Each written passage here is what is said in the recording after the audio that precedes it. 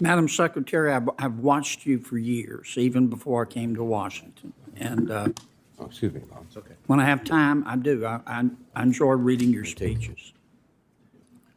I think you're what cool looks like.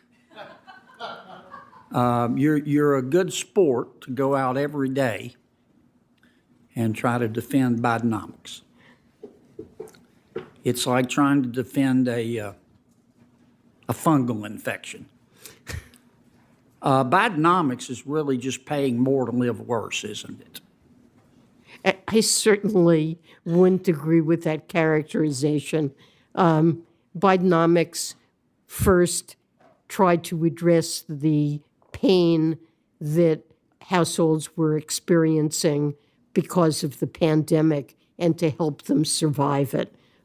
Small businesses, households, people who had lost their jobs, to prevent the kind of scarring we saw after the financial crisis. And as the economy began to recover, and we quickly, of all advanced countries that experienced the pandemic, no country has done better than the United States in quickly having a labor market recovery, resuming growth, and we have the largest real wage increases of any advanced country.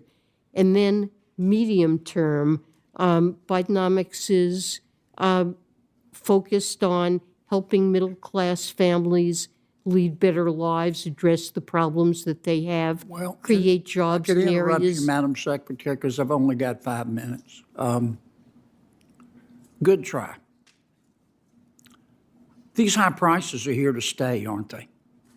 Let me amend that, Madam Secretary. These high prices caused by Bidenomics are here to stay, aren't they? Well, the high prices were not caused by Bidenomics. We suffered a pandemic that resulted in severe dislocations. Yes, ma'am, but if I could ask you, they're here to stay, aren't they? I don't expect the level of prices to go down, but the rate of inflation. So they're here to stay. Well, some prices will be higher than they were before the pandemic and will stay higher, but wages have risen considerably, and the pace of price increases has now receded.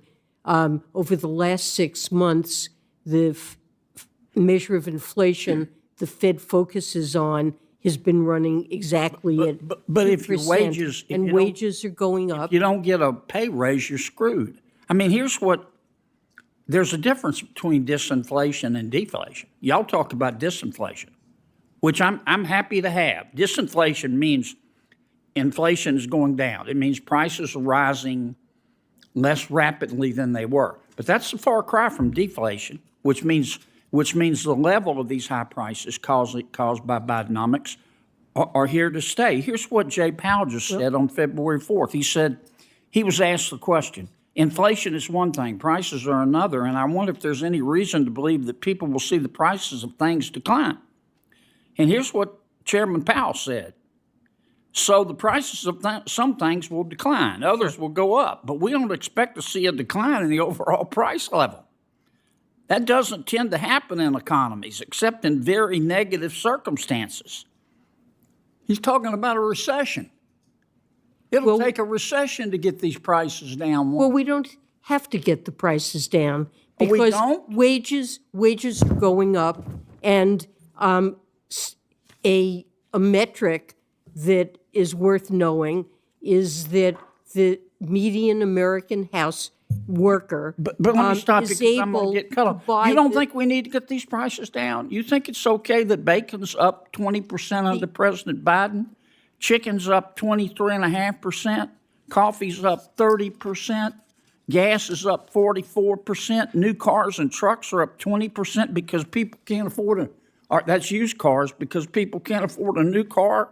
They're up 24% under Bidenomics. You don't think we need to get these prices? Wages are also up, and wages are up They're more. not up 24%. They're not up 27%. They're not up 23%. They're not up 31%. I'm sorry, but what is... People are really getting good at barely getting by because of Bidenomics. Look, American households have many pressures on their budgets, and President Biden is devoted to doing what we can as an administration, whether it's health care costs, insulin copays, energy costs, to getting these prices down and to helping American households afford a decent middle-class life.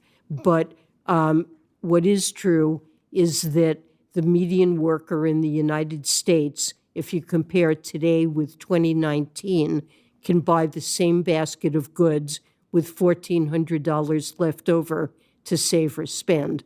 So Americans, on average, are better off in spite of the fact that the level of prices is higher. Thank you, Senator Kennedy. Good try, And madam. Senator Menendez of New Thank Jersey is recognized.